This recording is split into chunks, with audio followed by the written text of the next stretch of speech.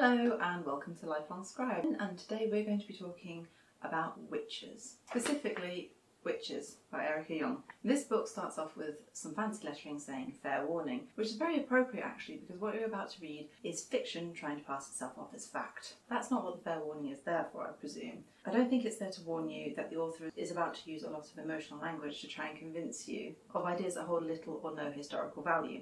It's just there to make the book feel a little edgy. Witches is written by Erica Jong and published in 1981 in the USA. As such, it's a bit dated now, but as I've seen a lot of people seem to have read and praised it, and as the ideas it expounds are still prevalent today, I thought it warrants a closer look at. Like I said, this book is not historically accurate, and it tries to dance away from any accusation it could get of historical inaccuracy by claiming it doesn't need to be. However, it states a lot of dubious or downright misleading information as fact, so I don't think we should let it get away from this charge. Erica Jong's main source, despite the bibliography at the back, seems to be Margaret Murray, who she's copied so closely on a lot of the ideas that if this was a piece of homework, the teacher would be asking them to do it both again, separately, because she'd think someone was cheated. Using Murray is a problem because she was quite thoroughly discredited, but Jong doesn't seem to view this as an issue. There is use throughout the book of emotional language to try and sway the reader to Jong's point of view, or to discredit or dismiss oppositional views or groups and people Jong dislikes. And we see this used throughout the book. Similarly, the poetry and art used throughout the book seems like it's there to make you have an emotional response, but also to make the book feel, in places, different, edgy, or I suppose raw. Whether it succeeds or not will depend on the reader, but it leaves me feeling rather unmoved, bemused, or slightly perturbed at the proclivity of depicting naked women being tortured. I'll be covering several key topics throughout the video, as well as going through some other points chronologically later on. Briefly, I want to give you a little look at some of the art and poetry in this book. You'll have to make your own mind up on these, but on the whole I feel that they are an attempt to conjure up emotion with imagery of pain, suffering and the downright bizarre. The art varies in style, but it's always a little odd. The poems are primarily about witches, suffering, death, a desire for freedom and other such themes, though there is an unusually large section where it's just poems about plants, which, considering they convey very little useful information, feels a lot like filler. But art and poetry are subjective, it's up to you whether you like them or not. I want to talk about Jong's use of language next. The section titled What the Witch Is very indicative of the way the book is written, and to me it comes across as being way more focused on being artsy than on delivering useful information. Similar for, and I quote, "Her great-great-great-great-great ancestor is Ishtar, Diana, Demeter. Her father is Man, her midwife his fears, her torturer his fears, her executioner his fears, her malignant power his fears, her healing power her own." None of this is factual information, none of this is particularly useful. It's dreamy, vague and mashed up of stereotypical imagery and dubious beliefs which surround the topic of witchcraft. However, it does set the tone for the book quite well. When not being evocative, as she would call it, Jong's writing comes across as mocking, dismissive, and is used to try and shut down opposition, poke fun, or downright demonise certain groups. We see this in her use of quotes when she says, "Even the authorities do not agree." It's an odd choice to put this into quotes. She never states who these authorities are, but presumably she's putting quotes around them to diminish their value. They claim to be authorities, she seems to say. So who are they? Well, probably any academic who disagrees with her points. She also uses strong language when talking about Christians. I'll put an example in here, but you'll see it throughout. She says, "Christians who wrote about witchcraft were the most fanatical of Christians. They were monks engaged in propaganda for their own worldview." Were they? Or were they monks writing this down because that was their job? The use of words like propaganda implies a war of sorts was going on, and that they needed this propaganda to win. The use of the word fanatical conjures up images of bleary-eyed religious fanatics, which is exactly how she paints the church throughout her book. However, the period she is writing about in witchcraft history, the period we all think of, the witch trials, often called the witch craze, most people, they were Christian. So there's no war, no need for propaganda, not in the way she's implying at least, i.e. a propaganda war against witches who were these innocent healers. but more on that later. This wasn't a Christian versus pagan or Christian versus witch cult. This was more complicated than that, and I will return to that later. One of the few times she tries to nail something down in terms of definition is to be pedantic on the use of the words pagan and heathen, as well as to try and use etymology to establish the origins of the word witch. But there's no cultural context for this. This is just semantics. She's ignoring completely how some words fall out of fashion, only to be replaced by new words, and so we lose the context of history. Doesn't help at all. As I said before, this book tries to present its own view of history, whilst also claiming that this is not an attempt at a historical book, and that, well, despite that, I'm going to hold it to its historical accuracy. But why am I doing that? Well, firstly, because the dust jacket of the book claims that this is Jong turning her attention to the factual and fantastical world of witchcraft. Note the use of the word factual there. Secondly, by the time she gives her disclaimer that this is not supposed to be factual, we're almost halfway through the book, and that by then she has been stating things in a very strong language, and she'll continue to do that until the end of the book. It makes it all sound very factual. And thirdly, in the opening page she claims that we are not going to give you a quick course in witchcraft or detail the horrors of the Inquisition, or propound one historian's theory over another. But this is exactly what she does in the book. It has a crash course in supposed witches' clothing and items, a list of love spells, a detailed enough, especially when you add the art and poetry, view of the horrors of the Inquisition, and it absolutely does propound one historian's view over another, that historian being Margaret Murray. Jong takes a lot of her ideas from Witch Cult in Western Europe by Margaret Murray. These ideas include, to quote Malcolm Gaskill, that persecuted witches had been a real pagan sect devoted to a horn god whom they worshipped secretly in covens. However, Murray's book was backed by little evidence, though her theories were influential. Jacqueline Simpson goes on to say that no British folklorist can remember Dr. Margaret Murray without embarrassment and a sense of paradox. She is one of the few folklorists whose names have become widely known to the public, but among scholars her reputation is deservedly low. Her theory that witches were a member of a huge secret society preserving a historic fertility cult throughout the centuries is now seen to be based on deeply flawed and illogical arguments. Simpson's paper goes into more detail on why Murray's work is problematic, including how she was writing outside a field that she was comfortable with and properly trained in, and how it made generalisations and links where there might not be any really, based on things of similarity of appearance alone. One big issue with Murray's work is that she decided to base her logic in an argument by reversal of evidence.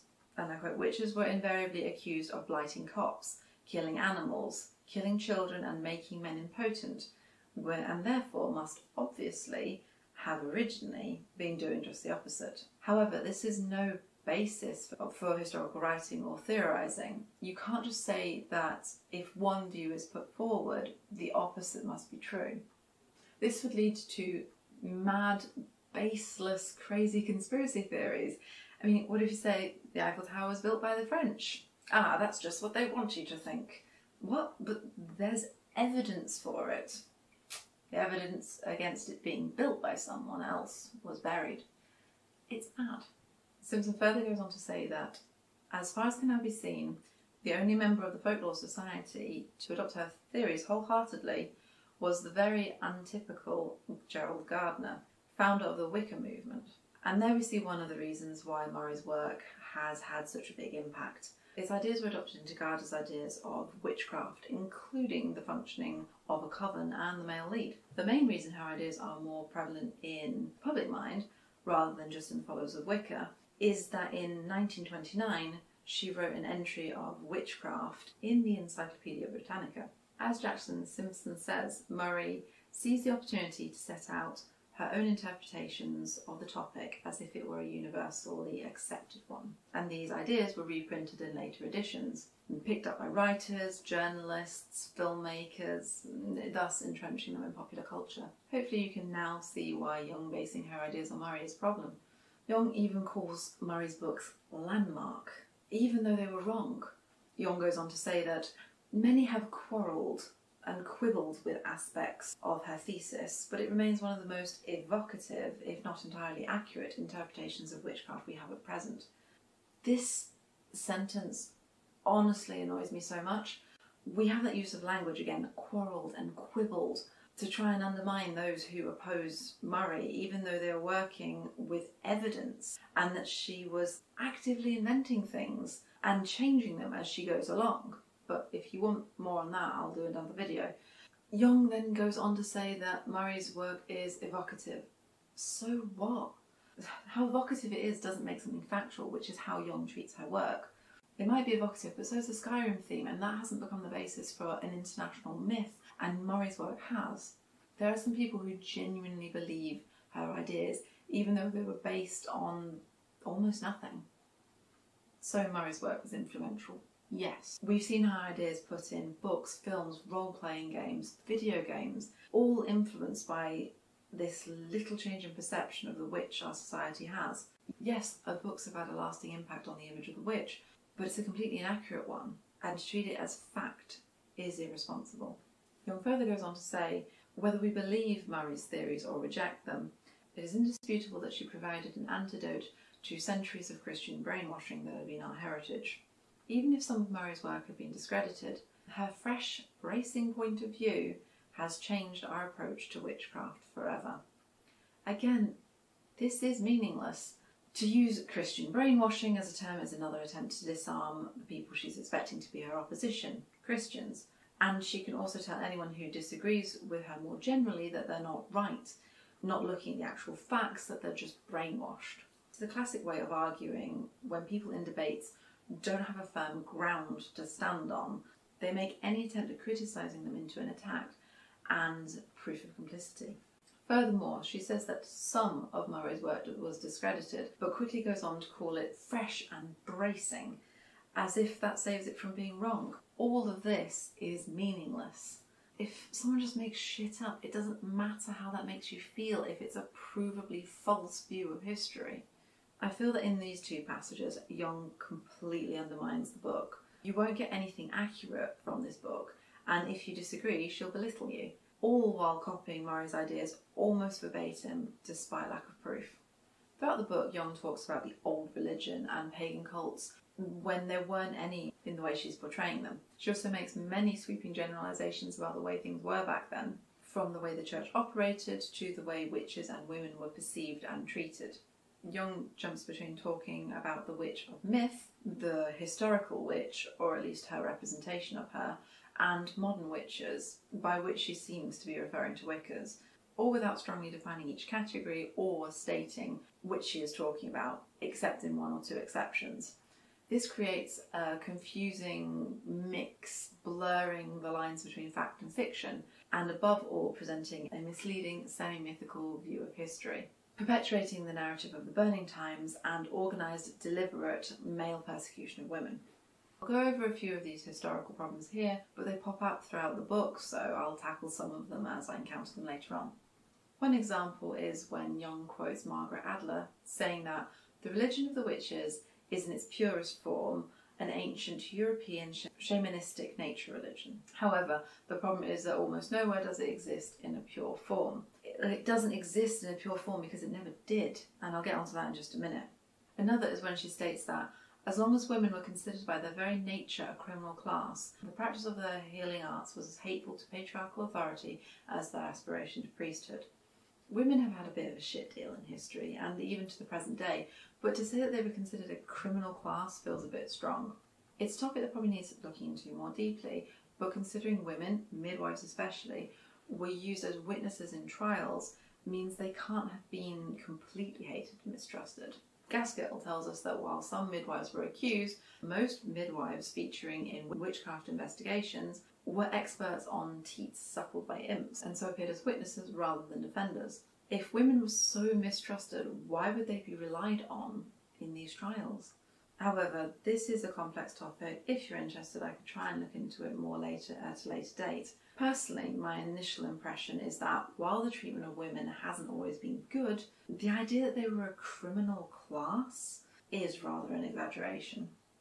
In contrast, Gaskell's book, Witchcraft, A Very Short Introduction, sets up exactly what he's dealing with when looking at the history of witchcraft and what this encompasses, as well as showing just how far back witchcraft begins to be a problem. With Jong's narrative, we're given the impression of a peaceful old religion that existed quite happily until the nasty Christians turned up and started using words like witch and heretic and setting fire to people left, right and centre. However, Gaskell explains how we see witchcraft practices and rituals as far back as Mesopotamia, not as a separate religion, but as a separate approach to gaining the benefits of petitioning the gods in said religions. Sometimes instead of going to a priest, you went to your local witch.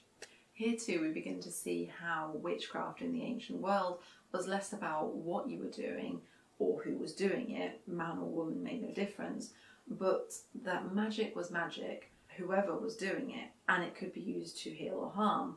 However, we begin to see how in ancient Greece the term magia, the root of magic, became increasingly pejorative. Public demand for magic exceeded what priests could supply, producing a plethora of unofficial magicians. Since magic was unregulated power, these men and women were seen to assume state authority and so fell foul of the law. In Rome too, the difference between healer and hag was a matter of opinion, both individual and institutional. Was the witch people's friend or a dangerous rebel? And this, from here on, begins to be the real distinction and cause of friction between those called witches, or variants thereof, and the current state and or religious power. There's a group of people out there who claim to have power to harm or help, who are completely outside of our control. This in a civilization is a problem. Civilizations need some certainty and stability, and an unknown number of sorcerers conjuring and hexing is not a source of stability. Gaskell shows how the state didn't want people running to these witches for revenge against those they felt wronged by. The state felt that it was in their, and the people's, one would hope, best interest for them to settle these disputes and to enact the punishment required. The foundation for why witches would be mistrusted is established in ancient Greece and only then later adapted and applied to the Christian era.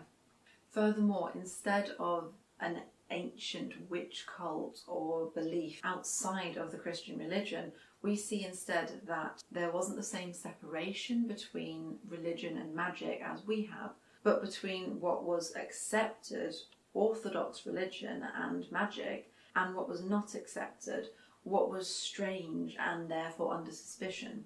This applied both to the ancient world and later to the Christian one, but Gaskell says we see that the charge of witchcraft was never uniquely associated with one faith or another, but generated by a conflict between faiths.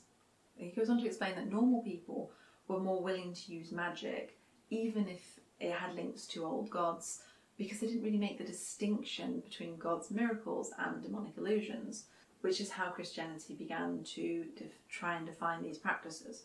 The Greek world wanted to stop people wreaking vengeance on people with magic outside of their control. In the Christian world, similar concerns were tied up to where they believed this magic must be coming from, and the dangerous implications this had. Very briefly, if the power of witches or magical practitioners didn't come from God, which it couldn't be doing, then it had to be demonic, and that had implications for societal safety, personal safety and salvation. It's actually a big deal if you can try and stop and see it from their worldview. It's also a massive topic, as is heresy, and why it was and still is a big deal, and if you're interested I can do a video on that. Despite this, at least to begin with, the early Christian church expressed hostility to magic, but in practice it was tolerant. Between the 6th and 9th centuries, reformers worked to absorb paganism, infusing old beliefs and rites with new meanings. Uniformity remained a political ideal. This should demonstrate that, as with all these topics, it's more complicated than the popular narrative would have you believe, and that it wasn't one long war between Christians and witches or Christians and pagans. As I mentioned before, it feels like Jong blurs the lines between the different types of witch she's talking about, so you never get a very clear idea of which one you're talking about at any one time. I'll be discussing the idea of a witch as a semi-mythical figure, or the historical witch as a woman accused of practicing witchcraft, or a woman with actual power, or are we talking about Wiccans and modern witchcraft? Most times it blurs together or shifts as we go along. Her statement that this book aims to be a poet and artist's evocation of witches doesn't help clear anything up. In contrast, Gaskell takes a much more factual, real-world approach to witches. He admits there is dualities and difficulties in pinning down meaning and explains how the discussion of witchcraft belongs to several fields. But the fields he touches upon are very real-world phenomena, such as economy, politics, religion, family, community and mentality. All these are very real, and in looking at the witch through these lenses, we can actually begin to understand the phenomena of witches and witch trials in the context of the era, rather than as a fantastical or fictional narrative that has been blown out of proportion.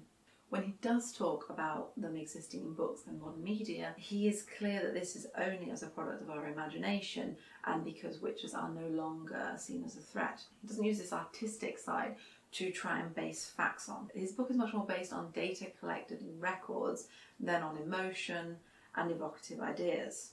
Furthermore, he states clearly that his book is about witchcraft as a human phenomenon, past and present. Nice, clear, you know where you stand. You feel the lack of clear focus in Jong's book when, from talking of witch burnings and trials, we begin to talk about one thing that all witchcraft manuals seem to agree upon is the witch's equipment must be handmade and consecrated to the individual witch. At which point I want to ask, what manuals are we talking about? It looks like we've moved away from the witch as a literary or mythical figure, and we're not talking about the historical witch.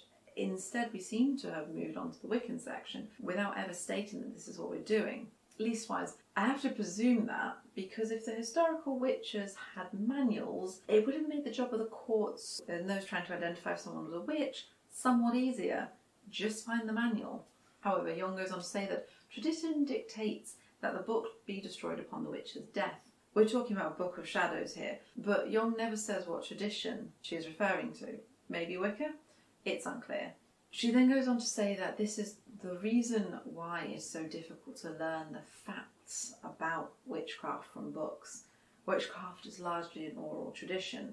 This is all very contradictory because we're supposed to have manuals telling the witch what to do and where, and we know, supposedly, that they wrote books of shadows, or, again, is this only Wiccans? But also that this book needs destroying and yet it's an oral tradition, so that's why it's hard to learn about things. Yes, this is why it's hard to learn about this. Not because this is all contradictory and based upon myth, not actual history. If she was talking about a historical tradition when referring to manuals and books of shadows, and if the witch hunts were as violent and thorough as she claims, then leaving manuals around wouldn't be safe if you're part of a secret religion that is being hunted down. But if she means modern witchcraft, she should state it, not use it to try and build an image of an ancient witchcraft tradition. She also says that the books needed destroying and that this was an oral tradition to try and explain away the fact that we have very few, if any, books of witchcraft written by these practitioners of this old religion. Her claim is that this is not because they never existed, but because they had to be destroyed. This proof by negation is the stuff of conspiracy theories. Finally, she switches to talking about modern witches when talking about the crown that is part of the witch's wardrobe. This, and when she's talking about contemporary witches, are one of the few times she's more precise. We must be talking about Wicca and its variants now. On a final note, Jong misses out on one type of witch that should be considered. We have the myth, the wrongfully accused woman, and the modern Wicca witch. But we never touch on the rightfully accused witch, as such a thing would have existed in the context of the period. Now, what do I mean by that? Not that I think that there were women flying around on brooms and getting shagged by the devil, but that within the context of the worldview of that period and their beliefs, there were people who would probably try to harm others or redress perceived imbalances in their lives using the tools they had at their disposal. This includes magic, which many believe existed in one form or another. As such, some accusations were, in one sense, true. Maybe that woman did actually try and hex someone to kill them. She failed, because of course she did. She had no power, but she still tried. In our modern times, that would be considered attempted murder. A large theme throughout this book is Jong using witchcraft as a vehicle for talking about female repression and desire, both self and from others, though she makes it clear it's primarily a story about patriarchal oppression. While elements of this are true, as I've said before in this video, it's more complicated than that. She starts by telling us to let go of our prejudices and automated beliefs, and says most major religions are apologies for patriarchal worldview, but that this isn't the only way to think or the only way for the divine to present itself. She goes on to explain that there was once a queen of heaven and that her place was usurped by several millennia of warfare, oppression, genocide, holocaust, idol smashing, book burning and deliberate rewriting of myths and legends in order for the male god idea to be predominant. There's a problem with this in that it presents our current, or the majority of the world's current beliefs, as a direct inversion of older ones.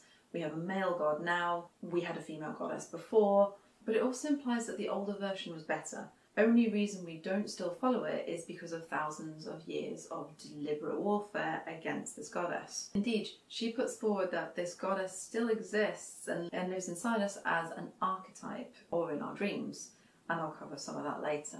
She also says that in tracing the decline from goddess to witch shows us how an established religion may drive out, or at least drive underground, an earlier way of conceiving the creator. But guess what?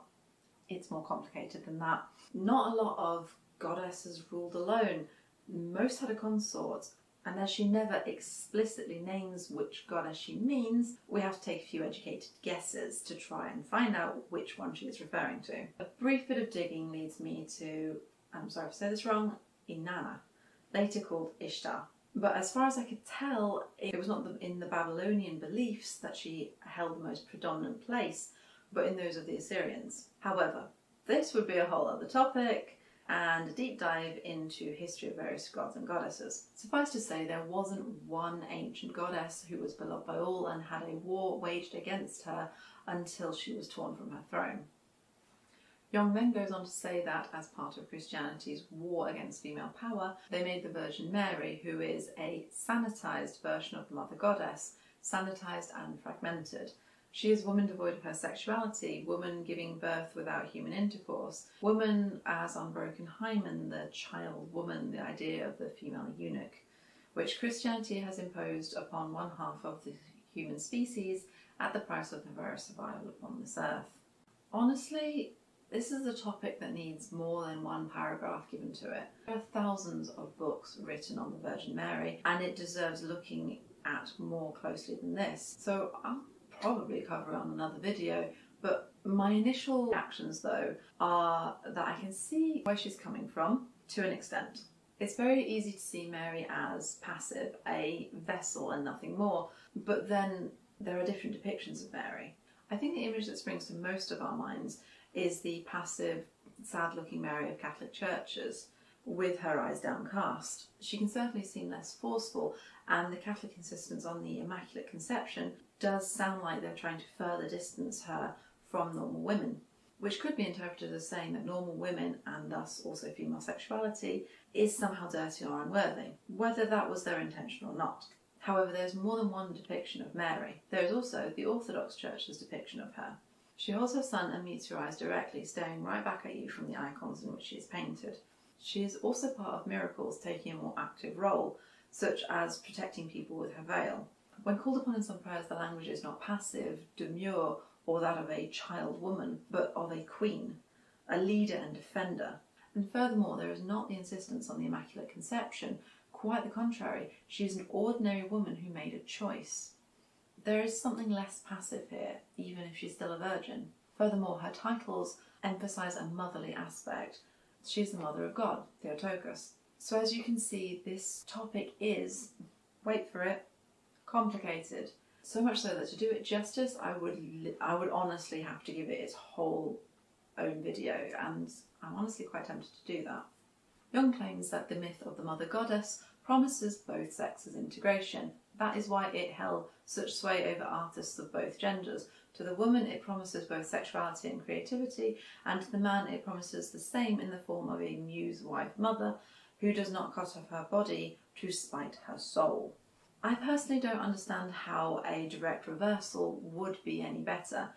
Couldn't you then say that women can benefit from a father god and as a protective figure, and men from him as an example? Besides, there wasn't this fluffy freedom in old religions, and goddesses rarely, if ever to my knowledge, ruled alone, like I said before. If anything, Jong should be arguing for a he-she dynamic in the divine figures, if she wanted a balance between the sexes, or a redressal. Instead, she comes across as wanting an inversion of our current situation. Furthermore, she later goes on to say that goddess worship in its time may have inflicted as many abuses as any organised religion, while today it perhaps seems a quaint oddity and a tool of female rebels. And while this is probably the only negative point she gives goddess worship, doesn't that just prove the point that it probably wouldn't be any better? Jong says that in our culture, witch hunting has been a terrifying tool for the repression of women's autonomy. During the witch craze, many women were burned, not for harming but for healing. However, again, it's more complicated than that. As Gaskell says, it's true that 80% of English witchcraft suspects were female. But he says that where women in this number are significant is not because female healers were systematically persecuted, they were not, but because their work led them into relationships that made them vulnerable to accusation. They were doing jobs just outside the working framework of the world times, and so when something went wrong, when someone didn't heal, it was easy to suspect the strange old lady you went to for help actually worked against you. He goes on to say that at the time witchcraft was associated with women because they were seen as the weaker vessel, more susceptible to diabolic temptation, which is a completely maddening concept as a woman, especially today, when we should know better, but some people still don't. But unfortunately, it was a view held back then as fact. Gaskell goes on to say that 17th century men didn't hate women. The notion that female willfulness threatened society quickly surfaced in times of crisis. Women's bodies were considered inversions or corruptions of the male ideal, their constitution unstable, their desires menacing. When the world flipped upside down, women would straddle their menfolk, reins in hand. To dream of nocturnal assault by a witch was to be hag-ridden. It's hard not to see this as hatred, but it was a different way of thinking, and I don't think it was a systematic attack, but part of our complicated worldview, even though I do disagree with it. Jong explains the witch as a communal myth was bought into by both sides, both fearing her power and freedom and the punishment that would follow. However, throughout this book it's made clear that it's primarily a tool for men to use against women. In contrast, Diana Purkis argues that the witch is not solely or simply the creation of patriarchy, but that women also invested heavily in the figure as a fantasy which allowed them to express and manage otherwise unspeakable fears and desires. Not only that, but as we've seen, women took part in the trials as experts on identifying witches. Women would then be part of this narrative of repression Jong is weaving, but she only ever identifies women as victims, not part of the system. Alright, I'm going to say it. It's complicated. This whole bit is way more complicated than the horrors of the burning times which Jong presents. Yes, there were arrests and executions. Yes, people died. But nothing like the numbers believed until fairly recently. Yes, there was torture too, and obviously it was unpleasant, but it wasn't an exercise in sadism. And there were reasons why it was done and rules to be applied. I'm not excusing it, but when looking back into history, you have to look at context. Furthermore, the idea of the church forcing these witch hunting ideas on the population is not accurate. So, let's break it down. Firstly, the idea of burning times and the thousands who died in a frenzied witch hunting craze. Gaskell gives an example of a particularly ferocious witch hunt in which 1,000 suspects a year were arrested by the Inquisition, but only 1 in 10 were executed. As he puts it, a 10% execution rate suggests caution about witchcraft. Our medieval ancestors were not the addle-brained bigots some make them out to be. And we see that arrests, trials and executions vary over time and place. It's not a consistent, frantic period of witch burning across the whole of Europe. all at the same time, with the same amount of executions. Instead, we see some places where it was high, such as Luxembourg, with an execution rate of 90%, and some where it was very low, such as Finland, where only 16% of prosecuted witches died. We even see an appeals procedure in France, frequently in favour of the accused. And Gaskell tells us that Spain's largest witch hunt involved a staggering 1,900 suspects, of whom just 11 were condemned. Gaskell says that today, combined estimates for Europe, Scandinavia and America vary between 90,000 and 100,000 trials in the period of 1400s to the 1800s. In contrast to numbers claimed by books, 5 million women in Dan Brown's Da Vinci Code and 9 million by, quote Gaskell, radical feminists and neo-pagans. And they tend to be quoting people killed, not prosecuted or tried. So then we see these numbers are a myth, nothing more, and they stem from an error made in the 18th century. Jong presents the witch trials as the church shifting the blame downwards onto witches for things like a bad harvest, but actually it's more something that came from the people. Yes, we do see peak periods of witch hunting corresponding to war, plague, harvest failure, though not necessarily all at the same time. But we also see that this wasn't a uniquely Christian response. We see that Christians themselves were accused of black magic and other crimes that angered the gods, when in the mid-2nd century AD, the Roman Empire's prosperity plummeted. This narrative repeats throughout history: disaster, war, climate change, disease. Something terrible hits a community and someone is found to blame. Gaskell even gives modern examples of this. We also need to understand that the church wasn't imposing witch hunts on people, but that, in actuality, thanks to archival studies since the 1970s, it's clear that the witch craze was essentially a secular legal phenomenon. Furthermore, in contrast to the view put forward by Jong, Jenny Gibbons explains that although it has become commonplace to think of the outbreaks of witch hunting as malevolent pogroms imposed by evil elites, in reality the worst horrors occurred when central authority had broken down. We actually see authorities during those times trying to stop witch hunts. Gaskell says pressures from below could be considerable, but surrender to plebeian passions ran counter to what rulers were trying to achieve. The imposition of government upon community, law upon custom, and Gesellschaft upon Gemeinschaft. We find ourselves in a similar position to ancient Greece on witchcraft. It's less of one religion against another and more law versus disorder, organised belief versus unknown, disorganised and potentially dangerous power. Contrary to the crazed image of burning times and of twitchy religious fanatics hunting women down for every bit of bad weather or dead animal, people did not leap to witchcraft as an explanation for bad luck. As Gaskell puts it, early modern people were perfectly able to explain misfortune, including sickness in children, without their minds leaping to witchcraft. When their minds did turn to witchcraft, it was because of certain conditions. Firstly, particular social conditions and relations created optimal conditions for believing in the magical malice of neighbours. Secondly, some misfortune seemed bizarre, undeserved, or both. Gaskell gives an example of a woman's child who writhed in agony for 8 days before dying.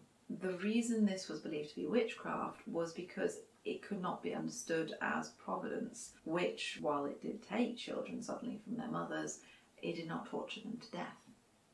Witchcraft was a serious business and a serious accusation. It wasn't about oppressing women, it was fundamentally dangerous because it threatened the very way the world was put together in the minds of the people at the time. It was a conspiracy against God and man. People channeling power that came from a malignant source who would be acting against the normal order of things to bring ruin. As such, witchcraft was extremely dangerous and demanded decisive action. If the whys of this are not clear, I'll do another video on, again, heresy and why this was viewed as a very real danger, and this sort of fits into that same set of ideas. However, they did also understand that due to the invisibility of witchcraft, it demanded great circumspection and discretion. It couldn't be easily spotted. People weren't walking around with discerning emblems or outfits. There needed to be some form of procedure, some tests or ways of finding out if someone was a witch. This is where trials and tortures come into it. But even here, it's complicated. Now, I shouldn't have to say this, but just in case, I'm not okay with torture. No one should be. But I'm talking about a different mindset here. and a different understanding of things. I'm explaining, not condoning. Good? Good. Now, there was a reason torture was brought in. It was actually there to try and stop local authorities and people from putting accused witches through ordeals, which held very little process or method to them and almost always resulted in the death of the accused. Instead, torture was part of a systematic legal structure. It had degrees of severity, the mild of which was showing the person the instruments and seeing if they stuck to their story. This could be enough to get a person acquitted, as the idea was that they would not lie under such grim circumstances. But evidently it went much, much further, sometimes to levels we would shudder to think about now. But all this is based on the idea that people would tell the truth in these grave circumstances. At times, torture was even used on accusers to make sure they weren't making false accusations or wasting time or trying to get rid of rivals. Jong says that England was better during this period than Catholic countries because tortures were considerably less horrid than on the continent and witches were hanged, not burned. Water ordeals and pricking were used, but tortures of the sort so prevalent in Catholic countries where the Inquisition held sway were not used. But in actuality, Catholic or not, there were some bad things that happened on these islands. In Scotland, for example, they were using sleep deprivation, hanging people by their thumbs, and burning them with candles. This ended up actually causing the English judges to investigate. Again, we see that Jong is trying to oversimplify things. We see that in contrast to the idea of the church out for blood and calling for death left, right and centre, the canon Episcopi, I hope I'm saying that right, did not demand execution, mainly because it disputed witches' fantastical claims. And in keeping with that, most culprits chastised by the church were spared. Gaskell explains that more was to be gained by exhibiting them as penitents. However, with growing secular responsibility came an increased use of the death penalty.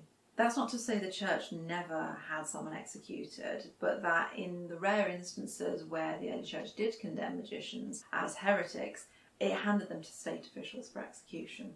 Overall, we see that the mass killings were the exception rather than the rule, instead of Jong's view that once someone had been accused of witchcraft, the poor accused had no escape.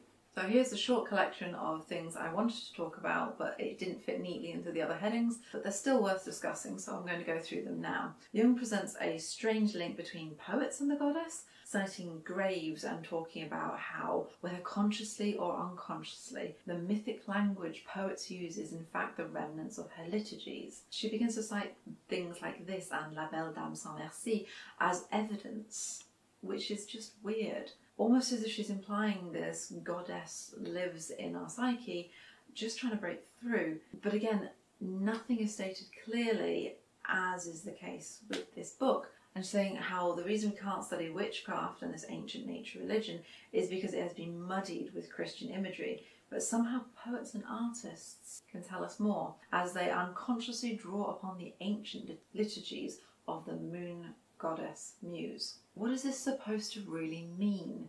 Is she claiming the true religion, empirical and external to all? Is this of a goddess who is just waiting for us to remember her and return to her? Is this goddess some Gestalt force in the back of all of our minds?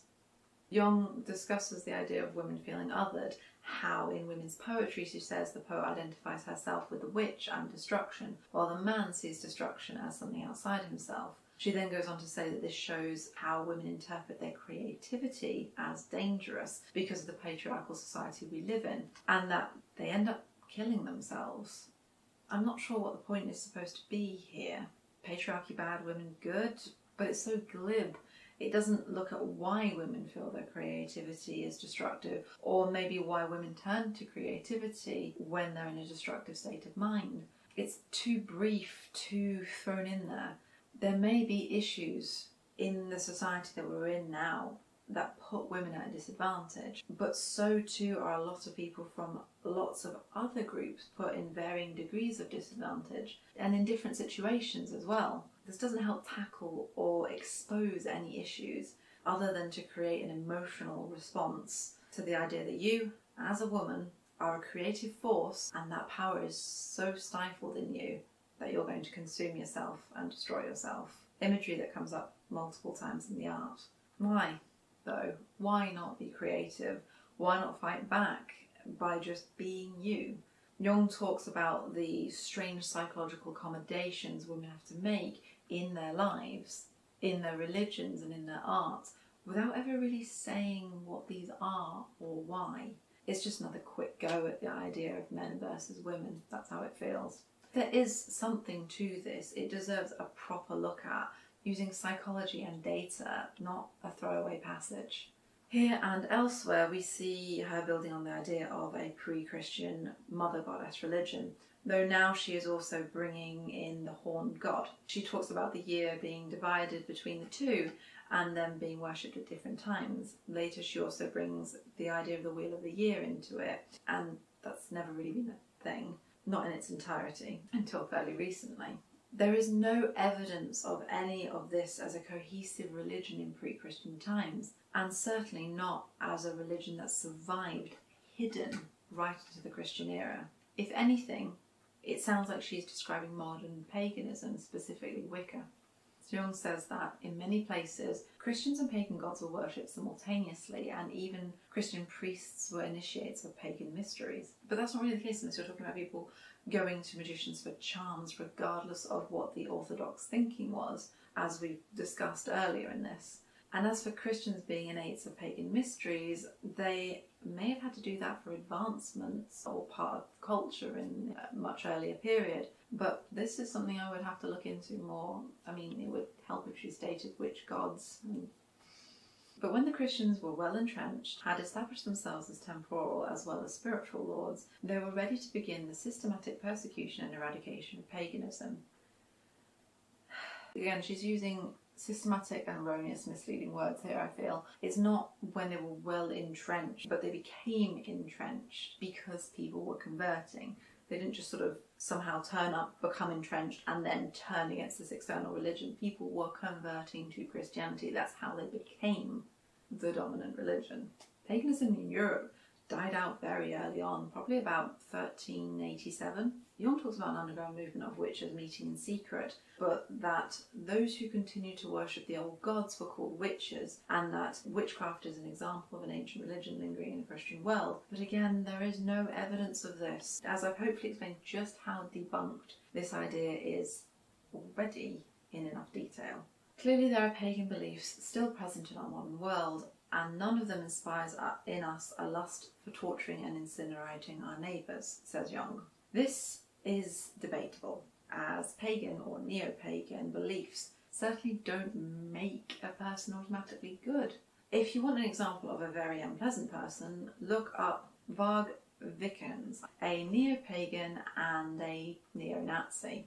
He served time for murder, has committed arson on churches, and planned to blow up a building. And if you want an example of unpleasantness in historical paganism, how about the account of a funeral of a Viking chieftain which involved a horrific gang rape of a slave girl by 6 warriors and her eventual killing by a mistress of ceremonies? It's viewed as reflecting a normal Viking religious practice as well. I won't go into any more details than that here. I think that speaks volumes. Jong talks about the accusations of heresy and that of witchcraft having an overlap. She says that both witches and heretics menace the primacy of the church by daring to assert personal revelation of the deity, as well as mentioning the Albigens and the Waldensians, and noting that in 1215 the Lateran Council decreed that all heretics were not only to be excommunicated, but punished with death. So this is more complicated than that. Here we go again. Heresy for many reasons was a big issue, one that I can't tackle here as I've said before, but I'll happily try to explain in another video, and I'll even look at some of the groups she's mentioned if you want, and why they were considered heretical. Now, for the Lateran Council, I've only had a brief look, but what I found seemed to point to the direct opposite of what she's claiming. In fact, they shouldn't pronounce or execute a sentence of death.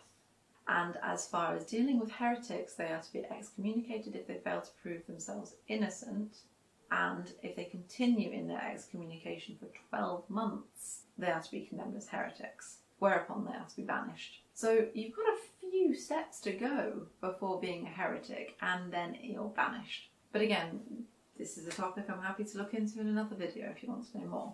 Jong also states that the church is seen as a secular organisation, a real estate conglomerate, a powerful lobby for the oppression of women, which has little or nothing to do with spiritual transcendence. It will doubtless seek to ban this book. Less than 250 years ago, it would have burned the author. Well, as far as I can tell, the church had no reaction to her book at all. In fact, the only accounts of a negative reaction to the text I found were in an article I believe she penned for Book Riot on banned books, in which she states that adolescent Wiccans often send me copies of witches that their benighted parents or priests burnt. Maybe that is the case, but it's hardly a big reaction, or one organised by the church. I suspect she'll be disappointed if this book isn't causing the outrage that I sometimes think she was courting. At one point in this book, Jong claims that underlying all this is a powerful and quite sincere need for religious ritual that speaks relevantly to today's concerns, for a religion that addresses current concerns such as ecology, as people feel that the planet has been plundered in the name of Christianity. Not only this, but a religion that would join us to one another in a meaningful community. There's probably an element of truth in this, that people feel disconnected from the world around them, and Christianity can feel too focused on the next life and not enough on this one, though there are strands of Christian environmentalism in different branches of the church. As for being a meaningful community, that does make it sound like Jong is implying that being part of a Christian community is not meaningful. I feel like its members would disagree. Jong touches on the Malus Maleficarum, saying that it set the seal for hundreds of years of Christian misogyny, that it repeated and gave credence to every misogynistic myth ever dreamt up by man, and that it was used for centuries as a how-to book for witch hunts. Now, the author of Malus was one Heinrich Kramer, who, well, Gaskell puts it best when he says, it's not very historical to call Heinrich Kramer a superstitious psychopath, but he was up that end of the medieval spectrum. A cursory glance seems to indicate that he and his work were not well liked. The local bishop is reported to have considered him crazy. But you know what? The Malus Maleficarum is another big topic, and I'm going to actually look at that in a later video. Let's face it, it's probably going to be complicated. So throughout most of this book, Jong seems to be trying to present a goddess-centric religion of which the witches were apparently a part as a good thing, and witches as an embodiment of female freedom, a lack of male repression and an extension of female autonomy. However, this seems very weird when sex enters the topic of conversation, as it's described in the book as painful and involves one male having sex with all the women of a coven. This doesn't sound very female-led to me, but here are the passages. Note the use of the word hard. This comes back later when she's discussing one representing the horned god copulating with witches using an artificial phallus, and this accounts for the witch's assertion that the devil's penis was cold, hard and painful. Earlier on she discusses Mary's view of witchcraft as an organised religion, having a grand master whose assistant was the maiden of a coven. Neither of these two images bring up together a particularly healthy organisation, even if it had existed. You have painful orgiastic sex, possibly conducted under the influence of hallucinogenic drugs, and mandatory sex as part of any religion is creepy to say the least. And if she's trying to build up the image of a society of women who've resisted patriarchy and live according to their own rules, then it falls somewhat flat, with a male figure as its head representing the male god and shagging all the women. There is no dearth of theories about the origin of fairies. Some researchers claim they represent the remains in the communal unconsciousness of a race of dwarf people who really did live underground in earthy burrows and were gradually driven into hiding by Central European invaders from Mediterranean regions. This is a passage in which Jong is saying that there are similarities between fairies and witches, but I don't even know where to start with this. If this was the case, if there were these, tiny people out there, we would have bones or evidence of some kind. And just, why are you saying this? How does this help in any of this discussion? There's also a massive selection listing legendary witches. This includes Baba Yaga, Morgan Le Fay, Robin Hood, Merlin, Joan of Arc, Jilzaray. With the latter two, Jong goes off on a tangent to talk about a view of Murray's, which is also taken from the Golden Bower, that Joan of Arc was part of an old religion, a maiden of a coven, and that her death was part of a sacrifice, as well as saying that Joan might have been the incarnate god for her pagan followers. As far as I know, there is very little evidence for Joan of Arc being a witch or an incarnate god of some kind, and furthermore, Murray's ideas pertaining to this lead her to theorise that the coven leader, the human representative of the horned god, would be periodically burnt alive in the presence of the whole congregation, and that his ashes scattered on the fields to make them fertile, but that after Christianity made human sacrifice impossible, the witches were determined to carry it on by devious means. They would deliberately provoke the authorities into sentencing them to death by burning, an imitation of their god. Failing that, they would contrive to get themselves murdered. This part, which is from Murray's papers, which Jong omits, doesn't paint the witch cult as quite so friendly or benign. I don't know about you, but I'm okay with the idea of Christians banning ritual immolation. This whole idea is another massive section, which I can't go into here, but if you want to hear about whether Joan of Arc was or wasn't an incarnate god, I can go into it in another video. Now, in her conclusion, Jong does make a point that I mostly agree with. Now, maybe not the witch hunting part.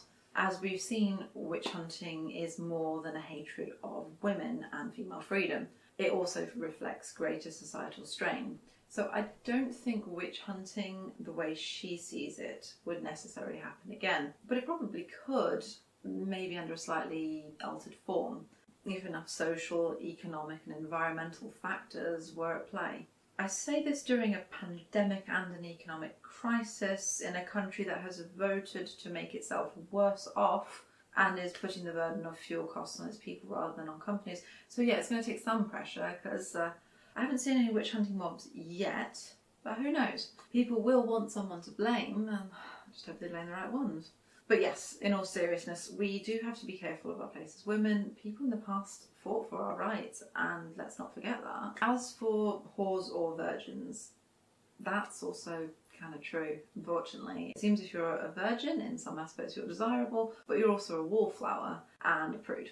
But when you have sex, then there's a whole new set of problems. This is the problem to varying degrees in varying different forms across many countries. And I hope one day women can just be themselves. Sleep with someone you like or love. Don't sleep with anyone at all. I do believe there are ethics around sex, but you being a good or a bad person shouldn't be based on if you have or haven't had sex, as much as how you are having sex. Are you being responsible, for example? Well, that's all I'm going to go through right now, because that was a lot.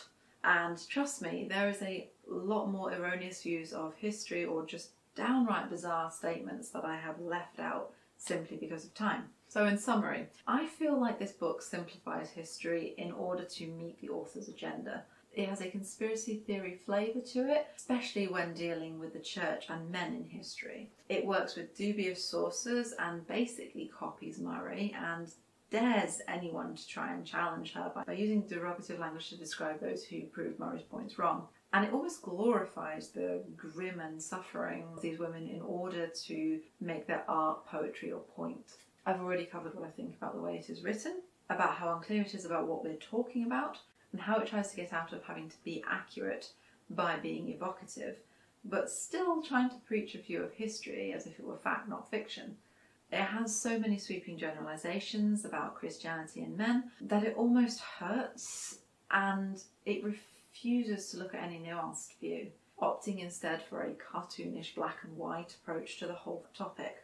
It tries to mingle feminism and witchcraft together and read it back into history. Yet this free, semi-feminist, nature-worshipping ancient religion is still patriarchal when she gets down to it, with sex as a mandatory part of practice. All in all, I would say this book is just an erroneous, emotion-fueled view of history that pushes a narrative of male repression, sanctified and often organised by the church as a deliberate, organised attempt to eradicate female power.